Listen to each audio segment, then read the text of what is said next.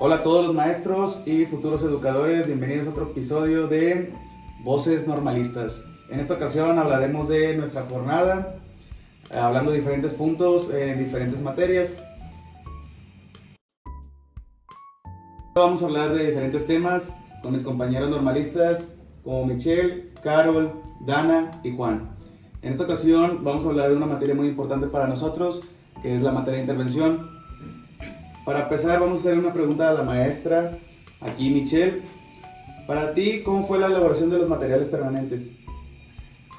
Bueno, pues yo los elaboré de acuerdo a cómo fueran más divertidos, por ejemplo, en la asistencia, que no nada más fuera de que presente, ¿no? Sino que ellos fueran a colocar su nombre. Lo hice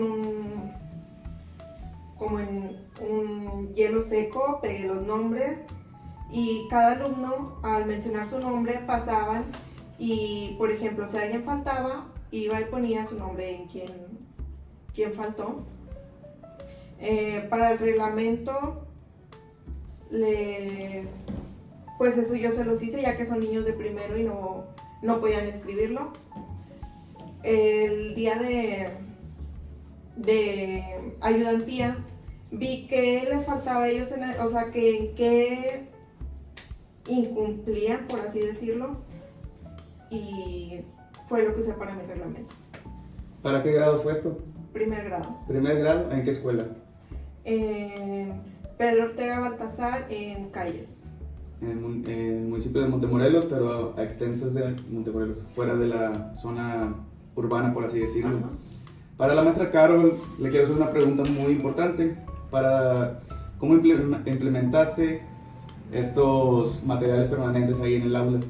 Bueno, en mi caso yo estuve en la escuela de Allende, también en el municipio de Allende, en primer grado, y los alumnos eran como que muy kinestésicos en el aspecto de que todo el tiempo se estaban moviendo y todo eso.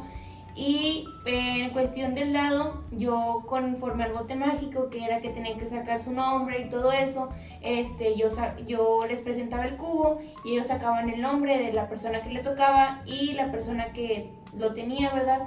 Lo lanzaba y lo que tocara, no sé, como decir, lavarse los dientes todos los días. Él explicaba por qué era importante lavarse los dientes y también al día siguiente que ellos venían, ellos me contaban de que no, pues yo sí lo hice, maestra, yo no lo hice, a mí me faltó hacerlo y todo eso. Y en cuestión de la asistencia también los niños reaccionaron muy bien porque les daba como esa motivación para venir todos los días y todo eso. También en el reglamento los niños como que lo observaban mucho porque les llamaba mucho la atención, ya que era de su personaje favorito. En mi caso yo utilicé Mario Bros. Entonces ellos como que lo miraban mucho para no romper esas reglas y así sucesivamente. Me parece muy bien, maestra. Ahora, para la maestra Dana, la pregunta de las más importantes que puede haber: ¿cómo fue tu primera intervención en la jornada de práctica? Bueno, en este caso, en el mío, me encontré con un niño que tenía problemas de discapacidad motriz. Yo con él tuve que adaptar las actividades para que sea un poco más fácil para él, ya que pues no podía escribir ni podía pues hacer casi nada. Entonces tenía que estar un maestro al lado de él, o si no un alumno, un compañero, para que lo pueda ayudar. Y así, esa fue una de las experiencias más que me marcaron más, porque pues como ya dije anteriormente, tengo que adaptar las actividades y pues yo ya llevaba el plan hecho y todo. Y pues como no tenía el día que fui a ayudantía no fue el niño con discapacidad motriz, entonces pues en el momento tuve que adaptarlas para que pues el niño pueda trabajar. ¿Alguna otra experiencia que haya tenido, maestra, en este caso? ¿O nada más fue especialmente con el niño con discapacidad motriz? Fue con él y con otro niño también que era muy hiperactivo y pues no se estaba quieto, o sea, él tenía que estar trabajando sí o sí para que pueda estar quieto, y también pues ponerlos a trabajar, y les encantaba a ellos trabajar mucho, ya que los juegos a veces un poco les aburrían y pues les tenía que ponerlos a leer, a hacer algunas actividades sencillas para que se puedan no se distrajeran con las demás cosas. Sí, pues es que en la actualidad la mayoría de los niños son ahora kinestésicos, no Sí. pueden estar sentados. Ellos, si les pones un video, pues se van a aburrir en poco tiempo. Ujú. Así que la mayoría de ellos tienen que ser como estrategias o implementaciones para que siempre estén en constante movimiento. Hablando de esto, nuestro profesor Juan Castillo nos va a hablar un poco de el éxito que tuvo al implementar diferentes estrategias para su planeación. Al implementar esas estrategias para llevarles las clases a ellos directamente, cuando fui a la observación yo vi a ver si ellos aprendían de una forma visual o aprendían más escuchando. También el problema que tuve, que como dijo la maestra, que yo también tuve muchos problemas con los niños de que faltaba de atención y que habían tenido problemas, es tercer grado, y habían tenido problemas anteriores, que ya sea de que se hayan salido profesores o hayan tenido algún problema con muchos niños que se habían cambiado. Y yo básicamente tuve que adecuar todo lo que yo llevaba para que ellos pudieran recibir la máxima información de lo que yo les llevara, porque si les perdía, se les dejaba de poner mucha atención, digamos, si los soltaba tantito, ellos divagaban mucho del tema, ya no estaban prestando atención a lo que les estaba diciendo. Tenía que estar llamándoles mucho la atención, y en el tema de que ya llevaba de actividades, implementé más juegos más interactivos en los que la mayoría participaran. También utilicé la metodología para que trabajaran en equipo, debido a que a ellos les encantaba jugar en equipo. Y ahí también los ponía ahí entre la espada y la pared, en plan de que tuvieran que hacer ciertas cosas para poder participar en equipo, y ellos se veían motivados y con más ganas de trabajar para que no les quitara esa libertad o esa forma de poder participar. Sí, en el mejor de los casos, pues es la mejor opción aprender de las metodologías y aprender de los niños primero observándolos, en este caso. Cambiando de tema, vamos a hablar un poco también de la literacidad, porque es un tema muy importante y eso nos lo van a compartir mi compañera Dana Valdés. Bueno, para empezar con la literacidad, el día de hoy exploraremos un tema esencial en nuestra formación, la literacidad, la práctica docente. Reflexionaremos sobre su impacto tanto en los alumnos como de la primaria, como nosotros como futuros docentes. Para empezar, ¿qué es la literacidad para ustedes? Como para así decirlo, la literacidad no es solo leer, sino escribir también, es comprender e interpretar y usar la información en la vida. Durante mi intervención en tercer grado noté como actividades como analizar cuentos, también como en los dictados, y jugué los juegos como el tipo memorama y el ahorcado. Y para ustedes, ¿qué actividades intervinieron en su práctica? Yo primeramente, lo primero que hice fue hacer un dictado de palabras. Yo estaba dando sexto grado en la escuela Pedro J. Hurtado, aquí en Montemorelos. La verdad, pues es una colonia, se le conoce como medio, no puedo decir tanto de escasos recursos, pero no, su economía no es muy alta, ¿verdad? Así que hice una serie de palabras en donde ellos, sorprendentemente, no más tuvieron faltas de ortografía, pero ellos entendían y comprendían todo lo que le estaba diciendo en esas palabras.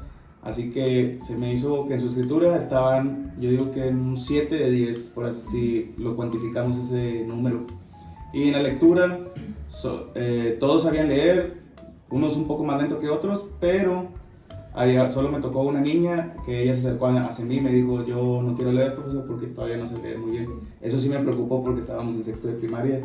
Así que lo que hice, pues en este caso no pude intervenir demasiado por el hecho de que ya era el penúltimo día para salir de mi jornada. Así que simplemente pues a la otra yo digo que cuando tenga mi clase y algo así, y te unos cursos para que ellos aprendan a leer y que sepan leer adecuadamente.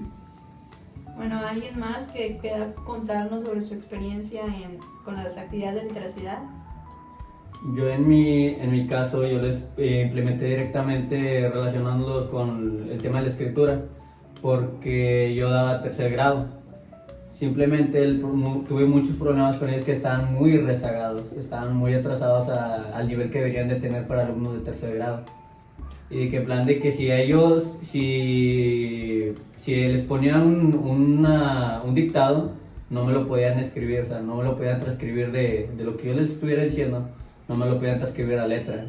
De hecho, batallan mucho incluso con la fecha y con sus nombres. Ellos no podían lograr compartir eso. También otro de los problemas que tuve con ellos fue que no sabían ni lo de leer ni escribir. No sabían adaptar muy bien las palabras que yo les estaba diciendo a escribirse a la libreta. Y otra cosa que yo vi entre ellos, que había muchos de ellos que sabían escribir muy bonito, pero no sabían leer. Y eso fue una de las cosas que más me impactó, que cómo sabían escribir muy bien, pero no saben leer. Bueno, ¿alguien más? Bueno, en este caso, pues mis niños no sabían, bueno, mis alumnos no sabían leer exactamente como tal, porque eran niños de primer grado, pero ya como que relacionaban las sílabas y ya juntaban y hacían una palabra. Pero lo que a ellos les gustaba más era copiar. O sea, ellos eran excelentes para copiar y todo eso, pero yo a mis alumnos les dije, no, pues ustedes tienen que aprender a escribir por sí solos, vamos a hacer un dictado, les hice un dictado de 5 palabras, y sorprendentemente todos los niños, tuve 10 niños, uno que tenía una palabra bien, 2, a lo mucho 3 palabras, y pues sí me sorprendió porque ellos decían no puedo, y estaban como que estancados en eso de que no podían, y se dieron cuenta que sí son muy capaces de anotar ellos sus propias palabras. Todo eso también son muy buenos para la comprensión lectora, porque yo les leí un cuento y ellos dibujaron lo que vieron, lo que más les llamó la atención, y pues yo ahí comprendí que ellos son muy buenos para la comprensión lectora. Ok, muy bien. Y bueno, para concluir, ¿alguna reflexión para cerrar el tema, por así decirlo? Pues yo tuve primer grado y solo un niño de mis alumnos sabía escribir. Solo sabían copiar del pizarrón. Tanto a comprensión lectora, yo les puse un cuento donde ellos tenían que prestar atención y por ejemplo yo les hacía la pregunta de ¿qué pasó en tal parte del cuento? Y ellos todos decían que no sabían, o sea, no tenían comprensión.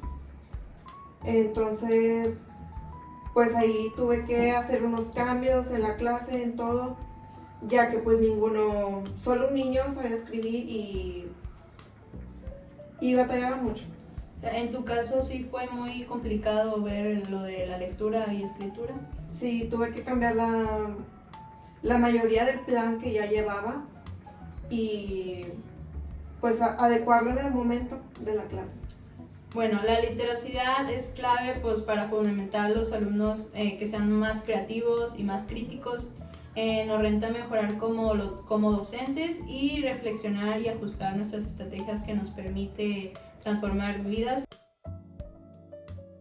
Ahora hablaremos sobre geometría. Maestra Carol, usted que tuvo primero, ¿cómo implementó los recursos, por ejemplo, el tangram? Bueno, yo en el tangram primero los contextualicé. En este caso les mostré qué era el tangram, en qué consistía y cómo se utilizaba, pero lo contextualizamos en el aspecto de que vimos su contexto en el que lo rodea, todo como el aula, decir qué triángulos hay, qué círculos hay, todo eso, como decir la puerta es un rectángulo, su banco es un cuadrado y todo eso. Posteriormente les mostré el tangram y les dije, miren, esto se basa a través de figuras como triángulos, cuadrados, etc. Y ellos lo comenzaron a manipular y les proyecté imágenes acerca de que cómo podían formar un gatito, cómo podían formar un pajarito, un barco y todo eso. Y ellos comenzaron como que a relacionar la figura con la que tenían el físico. Algo muy importante fue que el color que venía en la imagen que yo les mostraba de la figura, no sé, el cuadrado era color azul, en cuestión física, o sea, en el cuadrado que ellos tenían en físico era del mismo color, para que no se confundieran tanto, porque veían un triángulo más largo, un triángulo más pequeño y todo eso. Entonces ellos comenzaron a a interactuar con el tangram y comenzaron a hacer, como por ejemplo, un barco, lo comenzaron a formar y ellos vieron que se podían hacer muchas cosas, hasta incluso algunos niños hicieron sus propias figuras, no las que yo les estaba proyectando en las imágenes, sino que ellos diseñaban sus propias figuras, sus propios objetos y todo eso, y ellos me decían, mire maestra, esto es, no sé, una figura una puerta o así, con las figuras que yo les mostraba, y así. Maestra Dana, ¿usted trabajó con los cuerpos geométricos? Sí, en este caso yo trabajé con los cuerpos geométricos en tercer grado. Yo batallé pues para los niños, como había dicho anteriormente, con el niño con discapacidad motriz, pues necesita ayuda, o sea, yo lo tuve que estar ayudando. En este caso hicieron un cuerpo geométrico con plastilina y con palillos y así. Y pues como no tiene la capacidad de mover las manos o así, pues lo tuve que ayudar pues haciendo las bolitas de plastilina y cosas así. Y como los niños son kinestésicos, pues les ayudó mucho, ya que pues se entretuvieron mucho con la plastilina y todo eso. En el caso de los prismas rectangulares sí batallé mucho, porque no sabían qué era lo que era un prisma rectangular. Yo les explicaba y pues no comprendían. Entonces pues ya les estuve diciendo que pues objetos de la vida cotidiana, y pues así ya como que estuvieron en la onda, por así decirlo, y para que ellos captaran lo que es un prisma rectangular.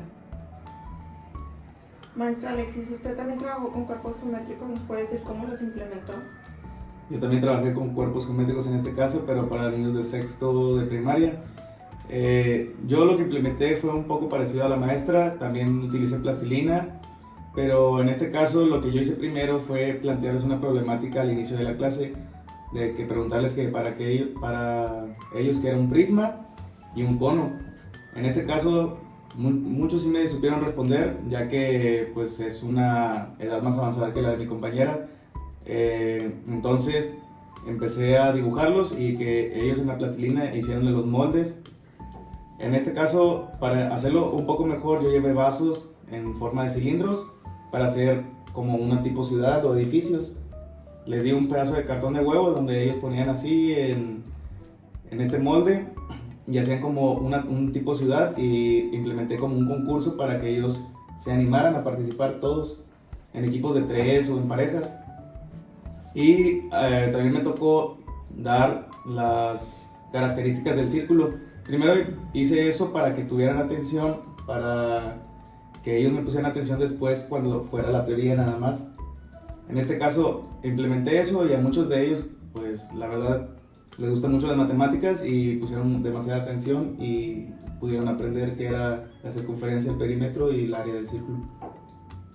Ok, maestro Juan, ¿nos puede dar una reflexión sobre la implementación de estos recursos?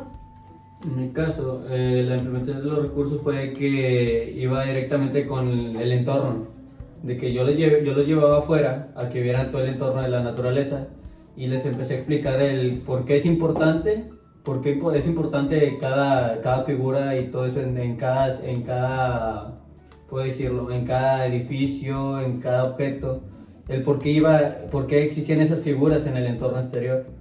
Y ya les empecé a explicar el por qué y el cómo, y qué figuras se podrían encontrar. Por ejemplo, sería como les empecé a poner ejemplos del de la araña, que teje su misma telaraña en figura que son como rectángulos en las esquinas, porque va haciendo su figurita, igual que con los edificios. Les empecé a explicar el por qué llevan rectángulos, que el por qué llevan esas formas, que todo va directamente proporcionado a que es para que sea de una forma más sólida y que tiene una razón de por qué es con esa forma. Para continuar hablaremos sobre la asignatura de Historia en la Educación. Profesores, ¿alguno de ustedes me podría comentar qué es la educación para ustedes? Bueno, pues la educación podrá decir que es el proceso de aprendizaje que permite a las personas desarrollar sus habilidades también sus conocimientos, sus virtudes, sus creencias, sus hábitos y pues otras características. Muy bien, ¿me podrían también comentar cuál creen que sea la relevancia de comprender el mismo pasado para construir una mejor educación para el futuro? Pues radica en que ambos elementos permitan darle sentido al proceso educativo y guiar las acciones pedagógicas hacia objetivos significativos. Muy bien, sería más que nada adecuar todo, o sea, para tomar el mismo pasado que tenemos, sería para adecuar todo para el futuro, o sea, ver los errores que hemos tenido y mejorar todo continuamente. No tanto los errores, por así decirlo, sino implementar cosas nuevas porque los niños vienen aprendiendo de manera diferente a como nosotros aprendimos. En este caso, pues yo tuve una educación que era más teórica a tener actividades, por así decirlo, lúdicas. En este caso, así con los nuevos planes que se van implementando, los niños son más kinestésicos, entonces por eso se implementan nuevos materiales para su educación. Es correcto. También otra cosa sería que los objetivos, alguien de ustedes me podría comentar cuáles son los objetivos de antes y los objetivos de ahora. Dicho eso, también tienen que comprender que antes, como era una educación más tradicionalista, era muy diferente a los objetivos que se tienen ahora. Bueno, pues en este caso hay que comprender qué es lo que pasó en el pasado y qué fue lo que cambió ahora en el futuro, como pues gracias a las revoluciones, gracias a los diferentes presidentes que pisaron nuestro país y todo eso, qué fue lo que cambió ahora en el futuro, ¿verdad? Y qué es lo que está cambiando aún, porque seguimos en cambio, observar qué ha pasado sobre la historia y todo eso. Muy bien. ¿Ustedes me podrían comentar cuáles son los desafíos actuales en la enseñanza de la educación actualmente? Pues los desafíos más grandes que puede tener la educación actualmente es, yo por lo que he visto, es la atención de los niños, más que nada. Porque antes los papás, bueno, en mi caso los papás eran más estrictos con uno también. Ellos hacían que si no le hacías caso al profesor, el profesor era la ley en ese momento. Y en este caso a los papás también muchas veces en sus contextos sociales, ¿verdad? Les vale que vayan los niños a la escuela, si están aprendiendo o no están aprendiendo. Después llama la atención y los niños te contestan, le faltan el respeto a los profesores. En este caso no lo ven como alguien de autoridad, sino nada más alguien que te está enseñando algo. Pero en otros ámbitos, o sea, en otras probablemente situaciones o contextos, también se les llega a ver de manera buena a los profesores, ¿verdad? Como las escuelas tradicionalistas de antes.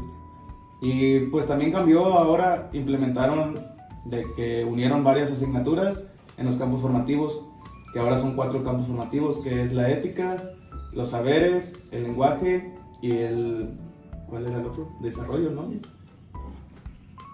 Desarrollo humano. Sí, De lo humano, de lo Del humano, humano de lo comunitario, así es. Entonces, antes eran las asignaturas como matemáticas, historia, geografía, ciencias naturales, todo por separado. Y en este caso, pues implementaron algo para hacerlo mejor.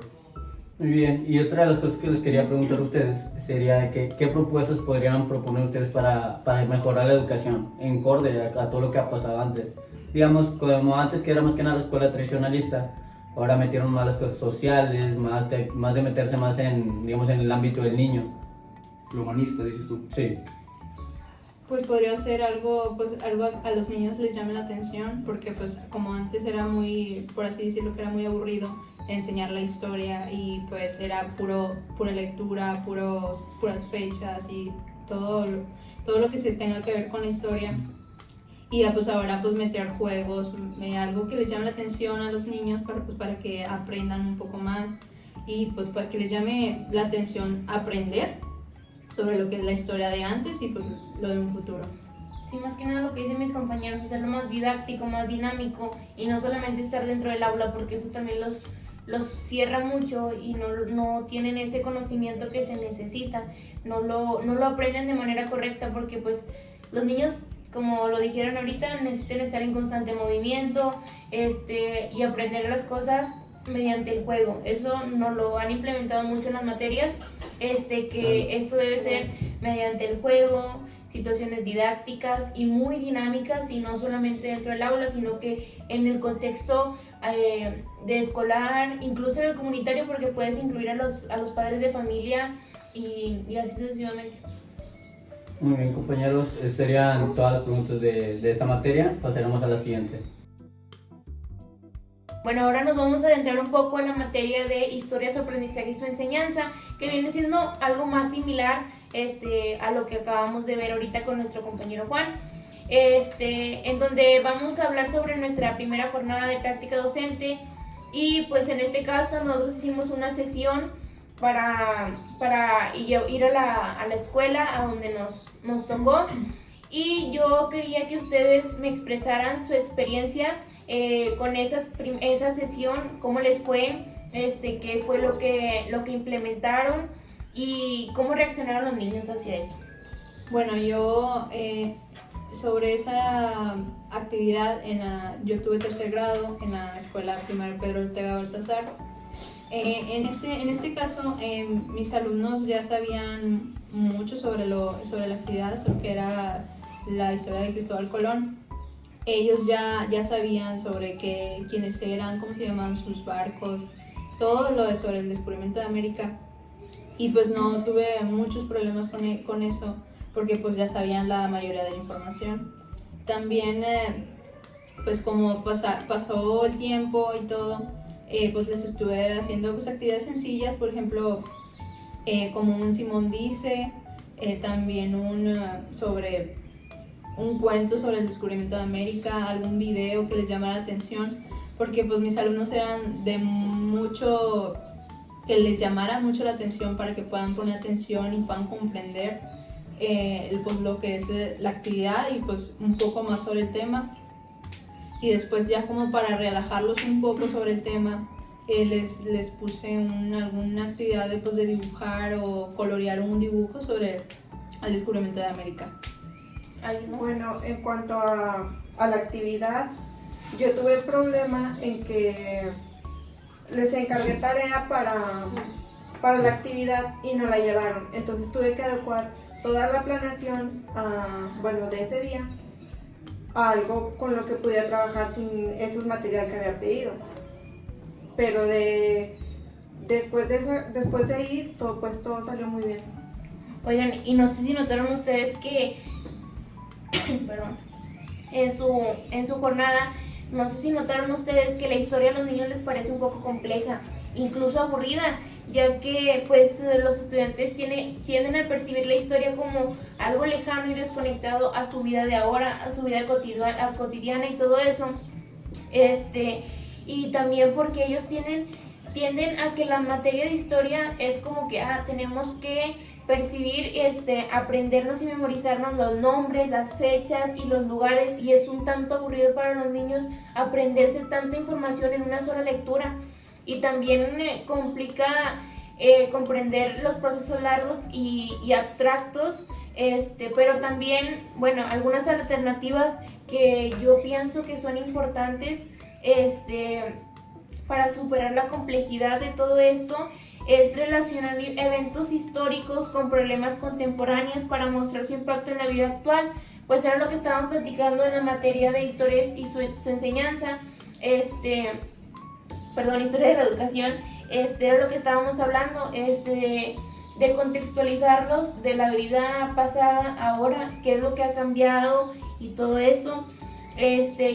Yo opino también que puede hacer como debates y todo eso, no sé ustedes qué fue lo que piensan de eso, pero pues para mí es como que importante hacer ese tipo de debates porque los niños dan sus propias opiniones, expresan todo lo que vieron en esa lectura, incluso en ese video y todo eso, o sea, en este aspecto hacerlo como que más dinámico y todo eso para que no se aburran los niños de pues, tanto, ¿verdad? Yo en mi jornada yo implementé eso. Implementé el debate y implementé roles de juegos, de que ellos interpretaran a los personajes que yo les estaba explicando. Entonces eso me funcionó más porque ellos estaban teniendo conocimiento acerca de todo lo que yo les estaba diciendo. Les estaba diciendo aparte del descubrimiento de América, me fui un poco más adentro porque ellos ya sabían mucho del descubrimiento de América. Me fui hasta la era del Hernán Cortés, donde vinieron por segunda vez para conquistar aquí México. Entonces Así que me dediqué con ellos, ellos no sabían muchas cosas de eso, así que aprendieron muy bien debido a que unos representaron a los indígenas y otros a los españoles. Oigan, y una pregunta que yo les tengo a ustedes, ¿ustedes cómo vieron las limitaciones y las oportunidades que proveen los recursos didácticos que utilizaron ustedes, verdad, en su primera sesión? Yo uno de los recursos que utilicé más que nada sería llevar objetos físicos, que ellos interactuaran mucho con ellos.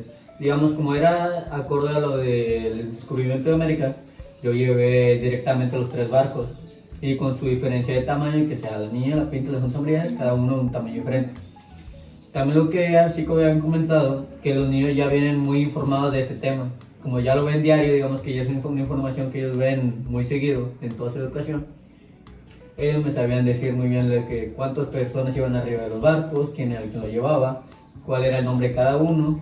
Igual les ponía actividades sobre dibujo y actividades interactivas, así como lo había hecho mi compañero Alexis, en el cual ellos tuvieran un juego de roles, en el cual cada uno estuviera, por así decirlo, identificado con un barco. Y que era lo que iban a hacer, literalmente llegando a la nueva tierra así prometida. Muy bien. Oigan, ¿y a ustedes les funcionó reflexionando aquí, verdad? La reflexión, lo analítico y lo crítico? Esto quiere decir, cómo ustedes analizaron a los niños y cómo los evaluaron en este aspecto.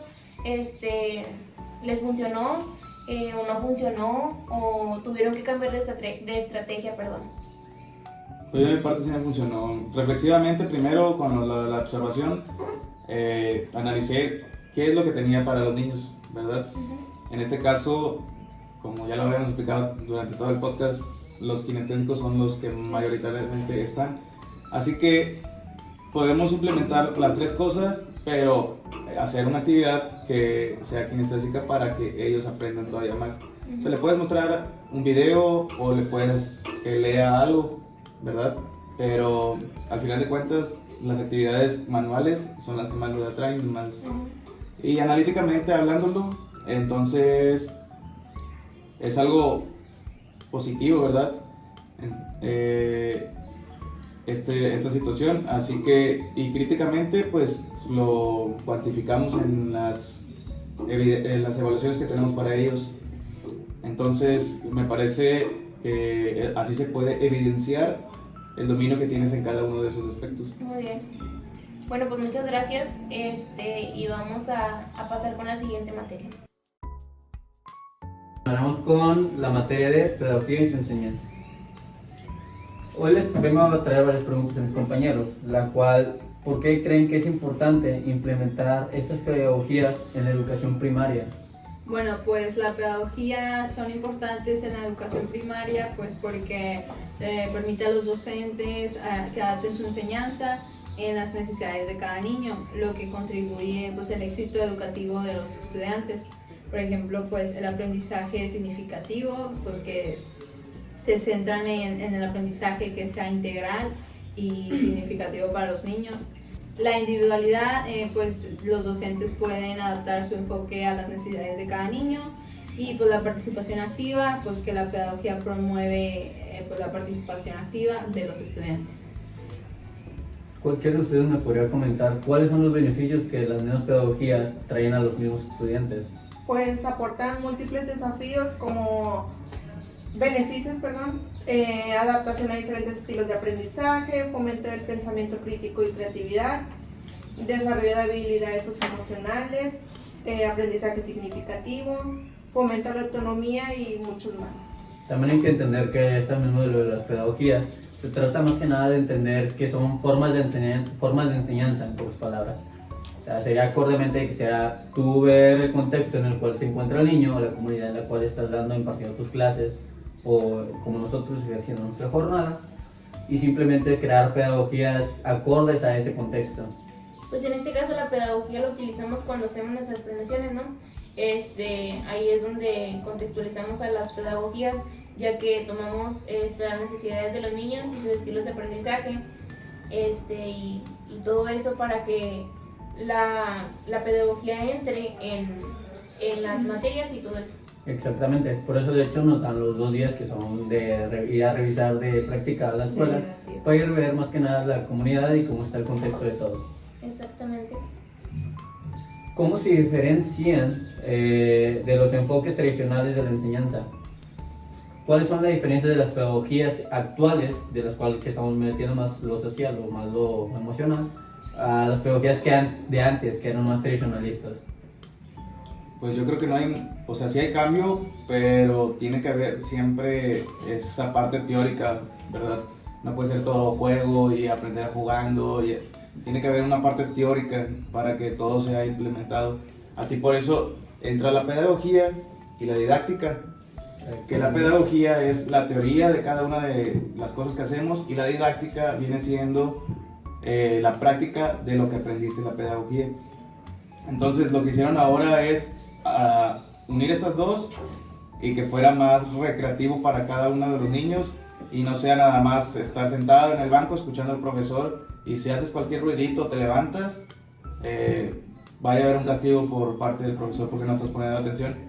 Entonces lo que ahora quieren la Secretaría de Educación Pública es tener en cuenta todas las emociones y todos los contextos que tienen los niños porque hay casos muy fuertes que pueden pasar. Entonces todas estas pedagogías como las globalizadoras, las tradicionalistas, la moderna, cada una de estas ahorita con las que tenemos probablemente vayan a existir más en el futuro, ¿verdad? Pero ahorita con estas que tenemos están agarrando un poco de cada una para hacerla mejor y tener como una pedagogía al final que puede enseñar de todo y que todos aprendan del mismo modo. También hay que entender esto mismo, que las pedagogías actuales, al fin y al cabo, para las siguientes generaciones, simplemente serán un recurso que utilizarán para ver cómo les funcionó. Porque, digamos, las pedagogías que están utilizando actualmente, que son más humanistas, porque no puede ser todo teórico. Digamos, el mismo hecho de solo ver teoría, te sirve en plan de que el niño aprenda, va a aprender sobre eso, pero va a perder una parte de su humanidad. Sí, o sea, vas a verlo, pero no vas a saber cómo implementarlo, porque no sabe dónde implementar lo que te dicen. Exactamente. ¿Usted lo ve más correcto en la actualidad o en el futuro? O sea, ¿creen que le ven crecimiento a estas mismas pedagogías actuales para que se vayan mejorando más en el futuro en la educación? Mi punto de vista es que yo siento que no está evolucionando tanto, sino que estamos implementando lo mismo, o sea, lo que dice mi compañero, solamente han cambiado ciertas cosas y yo opino que no va a haber un cambio tan drástico en generaciones futuras. Muy bien. También podrían comentar cómo se evalúan el aprendizaje de estas pedagogías. Pues en este caso ya casi no es cuantitativamente como lo era antes. O sea, creo que ahora se tienen que pasar a los niños, ¿no? De que no pueden ponerle 5. Exactamente. Eso se me hace pues mal, la verdad, porque es un niño que se va sin aprender y va pasando de grado. Al final termina la primaria, pero ya en secundaria es otro sistema y pues no puede ser. O en la preparatoria, en su dado caso, se llega a pasar hasta la preparatoria y no teniendo los conocimientos básicos que te enseñan en la primaria, ¿verdad? Exactamente, más que nada el sistema que tenemos ahorita vendría siendo eficiente en ese plan, porque no obligas o no le das la oportunidad a un niño que a fuerza aprenda cierto nivel de educación entrando hasta la secundaria. Por eso surgen muchos que son bajas, hay muchas bajas, hay un alto índice de bajas de primaria a secundaria. Es debido porque en la secundaria no tiene esa flexibilidad en la cual se tiene en la primaria, en la cual sería que aunque saques un 5, el profesor te pasa.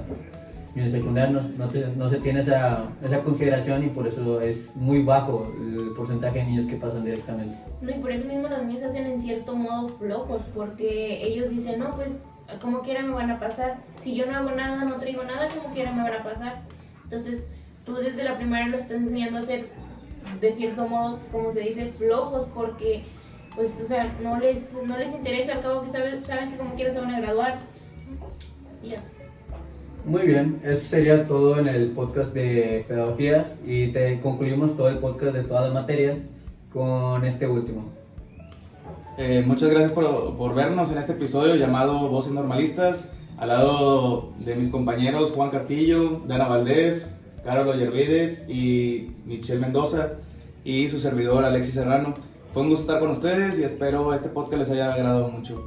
Gracias. Gracias.